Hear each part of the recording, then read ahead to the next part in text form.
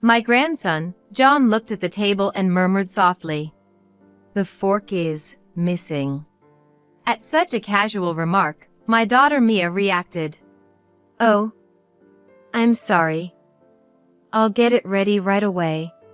As I was about to get the fork, John said loudly, "I'm sorry. I'm sorry, Dad. I'll take the punishment today. So, don't do it for Mom." Punishment? What on earth was John talking about? I couldn't understand what he said. But both Mia and John seemed tense and rigid. Punishment? Don't worry about it, John. It was Grandma who forgot to put out the fork. John looked at me, then shifted his gaze to my daughter's husband, Christopher. Come on, John. What are you talking about? Christopher was clearly disturbed. I began to realize the unease I had been feeling. Both Mia and John seemed incredibly tense when speaking with Christopher. Mia used to talk joyfully with him when they got married, but now it was Christopher who dominated the conversations. Come on, Mia, say something. Christopher was panicking. And surely, everyone at the dining table felt the heavy atmosphere. But no one tried to change it. Christopher, care to explain? Finally, my husband Paul spoke up. He seemed to have noticed something as well. Despite his gentle nature, at this moment, he was as angry as I've never seen him before. His hands were trembling as he placed his clenched fists on the table after taking a deep breath. My name is Madison. I live with my husband and daughter. I married Paul, a co-worker, and we had Mia soon after. There was a time I debated quitting my job, but Paul supported my desire to continue working. Since Mia's birth, we've shared household chores and childcare, supporting each other through life. According to my husband, whoever is free should do the housework. He took care of cleaning, laundry, and cooking more than I ever expected. When Mia was small and sick, forcing me to miss work, we took turns taking paid leave so the burden wouldn't fall solely on me. We don't adhere to traditional roles of dad or mom. We work for Mia and our family, cherishing the days we spend together. Now Mia has grown up and turned 25 this year. It seems she has someone special at work and plans to bring him over soon. My husband says, it's too early. But I got married at Mia's current age. He becomes tongue-tied when we talk about those days. Later, Mia brought home a man named Christopher, a pleasant young man with a clear voice. My husband seemed to like him immediately. Christopher, drink more. Encouraging him to drink more. Dad, Christopher isn't much of a drinker. It's okay, Mia. I'm happy. I got to properly greet Mia's precious parents, so this is nothing. Christopher seemed slightly drunk, slurring his speech but responding well. Watching their interaction, I thought. Honestly, it's unlikely such a fine young man would be left alone by other women. Working has allowed me to interact with many young people. While I can't say this about everyone, the men who seem like good young men are usually popular. From a parent's perspective, Mia is quite beautiful. But I wanted to know why he chose Mia. Christopher, don't push yourself. This guy is just a bit sad about Mia leaving home. He's just trying to drown his sorrows in alcohol. My husband muttered in a low voice. Be quiet. As if sulking like a child. With Christopher slightly drunk, I decided to ask him directly. So, Christopher, you seem popular. What made you choose our Mia? In a soft voice, Christopher said. Well, I'm not popular. Then he laughed and shared how he got to know Mia. Christopher and Mia started their careers together, training in the same team. They hit it off during that time, and after training, Christopher was assigned to the headquarters in Boston, while Mia was placed in a local branch, but they kept in touch and supported each other. Occasionally, Christopher would visit Mia's branch on business trips, and they would have meals together. One time, I made a mistake at work. Anyone could have just offered comfort, but... Christopher continued, while covering the now sleeping husband with a blanket, looking at Mia. Mia laughed it off. Despite the significant loss, she said, "What's done is done. I even thought about taking your position for you," Mia said with a laugh. It wasn't the time to be down. She made me feel like I could turn things around. I was drawn to Mia's positive and bold attitude before I knew it. Mia has a tomboyish side, like me. As a mom, I wished she had been a bit more ladylike, but I'm glad someone appreciated her for who she is. I thought we were just good friends, Mia said, her ears turning red. Not just from the alcohol, surely. Yes, they seem like a perfect match. I want to laugh at myself for doubting Christopher before. He was genuinely smitten with Mia, uninterested in other women who came his way. Mia was focused on work, not interested in romance, but she was won over by his persistent pursuit. Thus, they started dating, and when Mia got an offer to transfer to the Boston headquarters, Christopher proposed. They decided to continue working while married after discussing it together. Their mutual trust was evident. When the story of how they met had finished, the husband finally woke up. "What were you talking about?" he asked with a sleepy voice. He couldn't have been actually asleep. I have a knack for seeing through my husband's true feelings. He must have been pretending to sleep to listen in. Secret! While trying to keep calm, Mia, with her ears turning red, and Christopher, both blushing with embarrassed smiles, were watched by the husband with a feigned clueless expression. I looked on at the three of them fondly. Christopher's parents also took a liking to Mia, and their marriage was happily decided. After that, busy days of meeting both families and the wedding passed quickly. After the marriage, Mia, who had been working in Boston, decided to quit her job unexpectedly when she got pregnant. She had been so dedicated to her work and had just transferred to the Boston headquarters, which she had always wanted. I was worried if something had happened, but I'm not as skilled as Mom, so I lost confidence in balancing work and raising a child. Plus, I don't want to half-ass both, you know? Mia convinced herself, which made me realize I shouldn't interfere too much. Perhaps it was Christopher's parents' wish as well. Still, my husband and I talked about supporting our daughter, who decided to focus on her family and child. Grandson John was born a month after Mia quit her job. Mia had worked up until her due date, being encouraged by her boss to take maternity and parental leave as late as possible, but she firmly decided to quit. She must have been determined to focus solely on child-rearing. Her visits to our place became more frequent after quitting her job. Yet, her expression was not as bright as before. The distance from Boston to our home wasn't that far. I suggested to Mia to come back and give birth here, but she firmly declined. Was she always this stubborn? I felt something was off, but respected Mia's wish, thinking it might be the emotional instability pregnant women often experience. Thus, Mia gave birth to John at a hospital near their home. Both my husband and I, and Christopher's parents, were overjoyed at the birth of our first grandchild. After John was born, they used to bring him to see us once a month, but gradually those visits became less frequent. It was either New Year's or the summer holiday, wondering if we would see them even once a year, but I was still happy. Even if we couldn't meet, Mia's messages kept us updated on John's growth. My husband and I were still working, but seeing John's photos sent in those messages gave us the strength to keep going.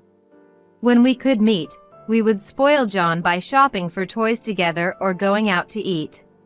"Don't spoil John too much, Dad and Mom," Mia would say, but she was smiling. "Spoiling them is the grandparents' role." I said, and we all laughed. Those moments were blissful. Then, in the summer when John turned 4, that blissful time of mine came crashing down. That day, Mia's family had returned home for the first time in a year. This year, since Christopher was working during Christmas, he took paid leave for a long-awaited homecoming. I beamed at John's growth. John was always polite. For a 4-year-old boy, he could be more active, but even now, he sat quietly next to Mia. "John, you can relax a bit more," I said, but "It's okay, Grandma." He smiled and replied. Mia looked at John with a gentle gaze. Come to think of it, Mia hasn't been talking much. Even so, you've raised him so well. I was worried when Mia decided to quit her job, but seeing John's growth, that decision might not have been wrong. I spoke to Mia. Mia looked at me with a happy yet somewhat sad expression. Is she not feeling well about it internally? That's right, Mom. Suddenly, Christopher eagerly responded in place of Mia. It was me who asked Mia to quit her job, so John turned out to be such a good boy. I felt something was off. Was it Christopher's wish for Mia to quit her job? But, first they had decided to continue working when they got married, hadn't they? Maybe their thoughts changed after having a child. Well, I wish he could be a bit more mischievous for a boy. My husband also seemed to have something on his mind, similar to mine. It's okay, isn't it? John is smart and kind. I raised him, so he's got a good core. Mia hurriedly tried to end the conversation in a somewhat panicked manner. Christopher listened to this exchange without a smile. Only the sound of a news program from the TV could be heard in the silent living room. To change the atmosphere, I deliberately raised my voice and said, "Well, shall we start preparing for dinner? Mia, could you help me out a bit?" Being alone with my daughter might prompt her to open up. With that hope, I invited Mia to the kitchen. So, we're having steak today, John's favorite. I started speaking as if nothing was wrong, keeping my unease to myself. Mia prepared efficiently. You never did much cooking when you were at home, did you? I laughed, but Mia did not take her eyes off the meat. Having raised Mia while both of us were working, we never had the chance to cook together in the kitchen like this. Mia often came home late from cram school or club activities during middle and high school, and she started part-time jobs when she became a university student, so she was rarely home. I think I made her feel lonely. That's why I thought she chose to quit her job and stay home for John, but from what Christopher said earlier, it seemed not to be the case. I stopped my hands, turned towards Mia, and asked, Hey, Mia. Is there something you want to talk about? Mia stopped moving. After a moment of silence, she also looked into my eyes. Well, Mom. And started to say. It seemed she was struggling to find the next words, maybe hesitating about something. Just as I was about to speak, the beer's run out. Dad said to go get some. John came into the kitchen. Mia snapped back to reality, took a can of beer from the fridge, and handed it to John.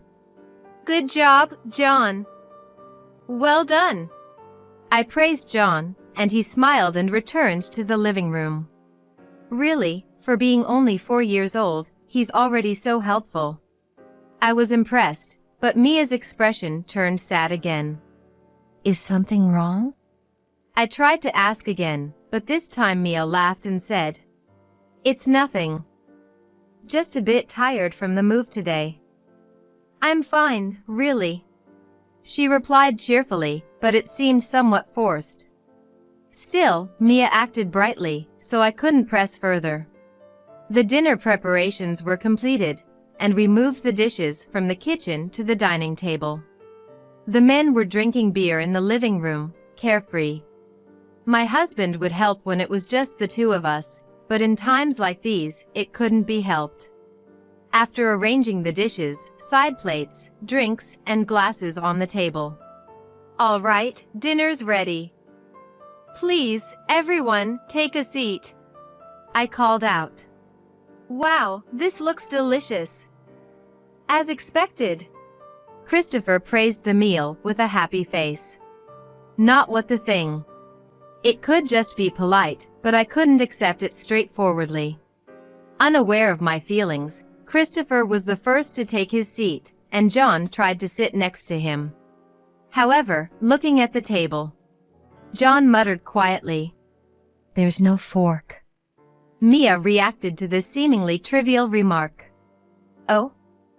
Sorry. I'll get it ready right away." As I was about to get the fork, John said loudly, I'm sorry, Dad. I'll take today's punishment. So please, not Mom." Punishment? What was John talking about? I couldn't understand. But both Mia and John looked tense, their bodies stiff.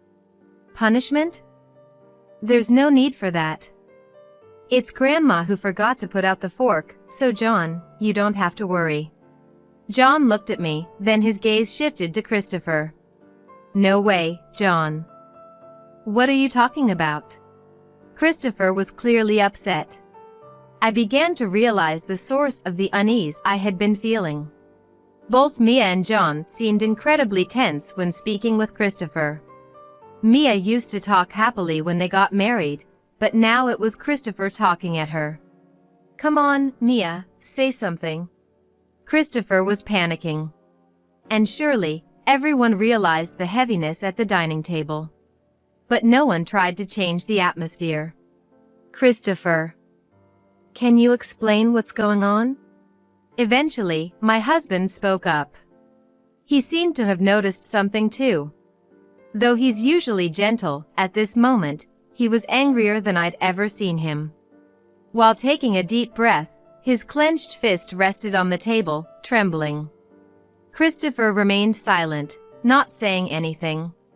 No matter how much my husband pressed, Christopher wouldn't open his mouth.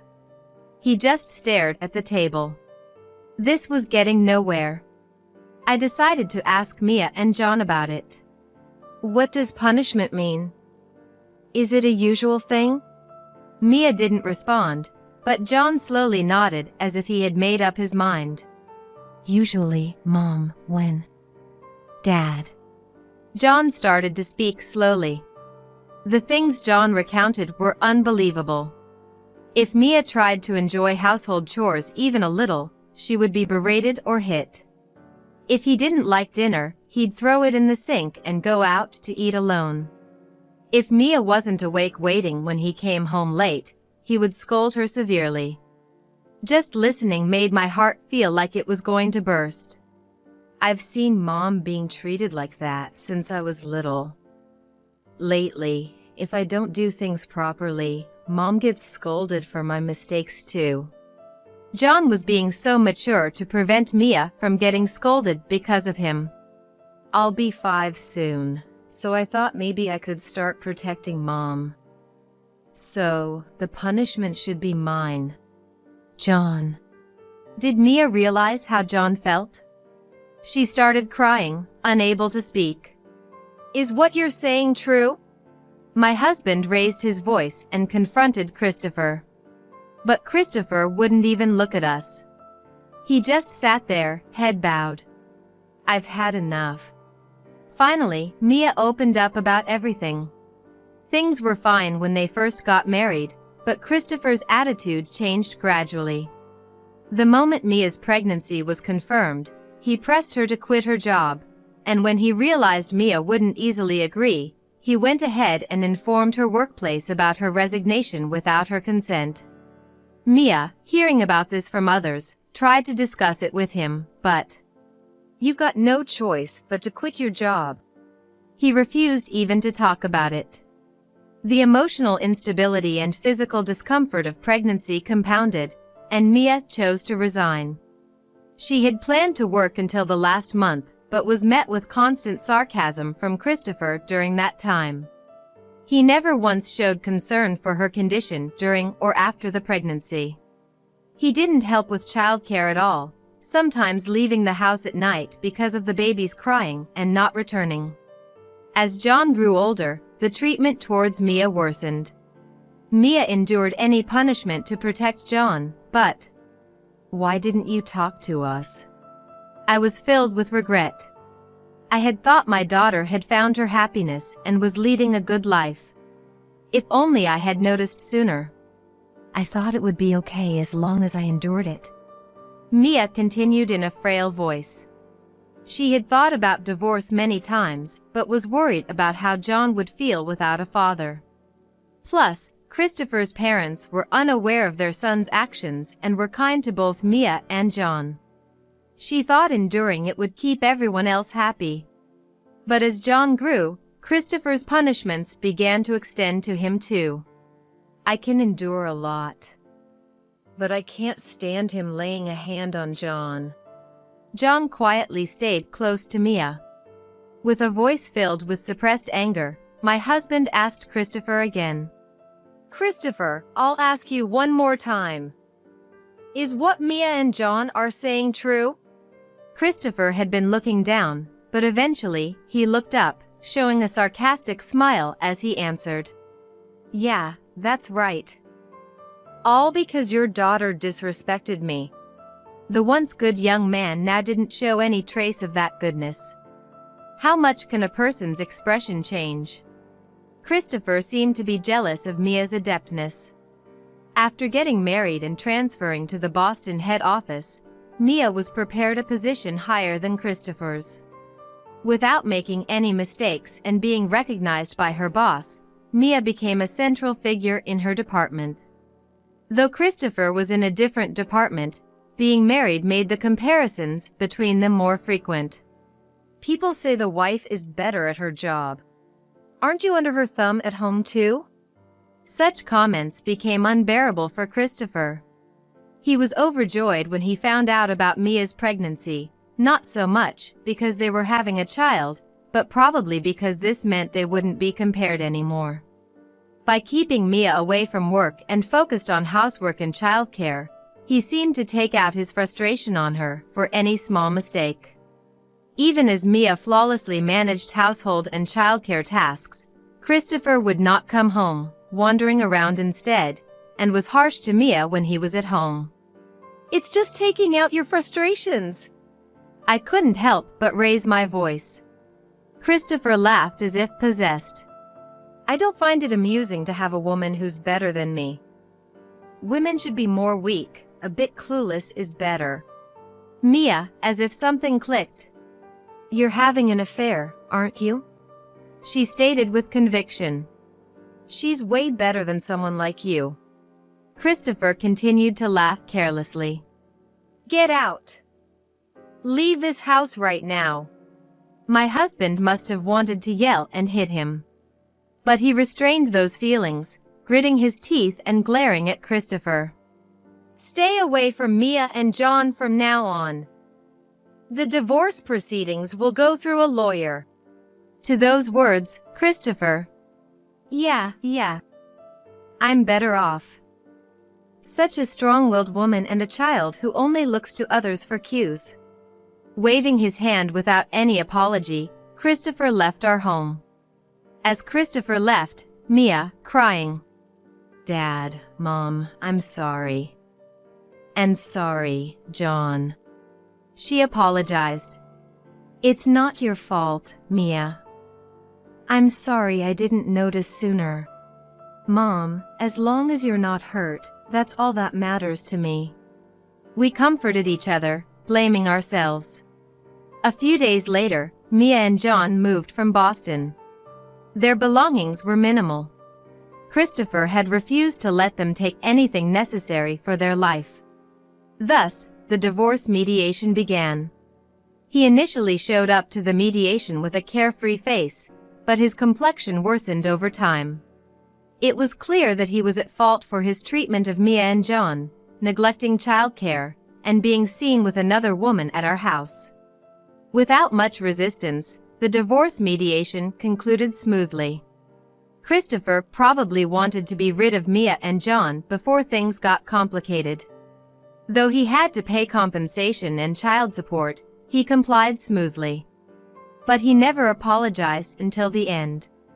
Later, Christopher was fired from his job. He hadn't informed his company about the divorce, but Mia's former boss witnessed him being friendly with another woman inside the company. After the former boss contacted Mia and her superiors learned of the divorce, it was reported to the executive director. The woman Christopher was involved with turned out to be the executive's daughter. Summoned by the executive, Christopher insisted there was no problem as he was divorced. But he was the one who had been deceived. He said he was breaking up with his wife and forced me. She was telling this to her father. She had a fiancé, and Christopher was just a fling. In the end, it seems he was forced to resign abruptly due to the accusations of infidelity during his marriage. Since then, he has become estranged from his family home, chased by the demands for compensation and child support, and now he's living in extreme poverty. Mia has changed her phone, so contact is not possible, and any calls to our house are handled by my husband. The reason he doesn't persistently follow us is thanks to mine and my husband's profession. We were both police officers. Christopher knows this, so he cannot act boldly. Since then, Mia and John have started living in our home. Mia, using her old job connections, has found new employment and is working hard. John quickly adapted to the new environment and made many friends at his transferred preschool. Like a boy of his age, he comes home covered in mud every day, to Mia's dismay. I quit my job, which I was proud of, to protect Mia and John. Not knowing when Christopher might barge in. Every time I remember that incident, I'm filled with regret. I decided I didn't want to go through that again. I am determined to protect my own happiness and my family's happiness. Dinner's ready. I call out to everyone. John, Mia, and my husband each take their place at the table. Let's eat, we say, joining hands, and share the events of our day. Yes, I am determined to protect